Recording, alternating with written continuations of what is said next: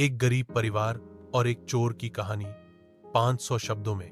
गांव के किनारे एक पुराना सा कच्चा घर था, जहां रामू अपनी पत्नी लक्ष्मी और 2 बच्चों के साथ रहता था। रामू गरीब था, पर ईमानदारी और मेहनत उसका गहना थी। वह दिन भर दूसरों के खेतों में मजदूरी करता और शाम को घर आकर बच्चों को पढ़ाता। लक्ष्मी सिलाई कढ़ाई करके थोड़ी बहुत कमाई कर लेती थी। परिवार के पास ना अच्छे कपड़े थे, ना आरामदायक बिस्तर, फिर भी उनका मन संतुष्ट था। एक ठंडी रात, जब पूरा गांव गहरी नींद में था, एक चोर रामू के घर में चुपचाप घुस आया। चोर को उम्मीद थी कि किसी घर में कुछ तो मिलेगा, शायद पैसे, गहने या अनाज।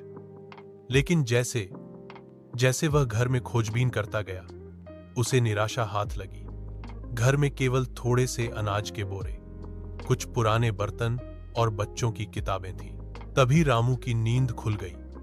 उसने देखा कि कोई अजनबी घर में है, लेकिन उसे डांटने या पकड़ने के बजाय उसने शांत स्वर में पूछा, भाई, कुछ ढूंढ रहे हो?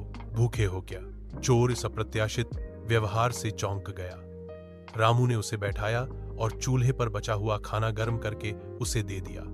लक्ष्मी भी बिना कोई सवाल किए रोटी सेंकने लगी। चोर की आंखों में आंसू आ गए। उसने कांपते स्वर में कहा, मैं चोर हूं, मैंने कई घरों में चोरी की, लेकिन आज पहली बार कोई मुझे इंसान समझकर पेश आया। रामू ने मुस्कुराकर कहा, जरूरतें आदमी को गलत रास्ते पर ले जाती हैं, लेकिन अगर मन साफ हो तो कोई भी लौट सकता है। अगले दिन वही चोर खेत में रामू के पास पहुंचा और बोला, मुझे काम पर रख लो, मैं बदलना चाहता हूं।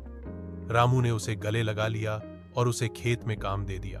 धीरे धीरे उस चोर की जिंदगी बदलने लगी। उसने ईमानदारी से काम किया,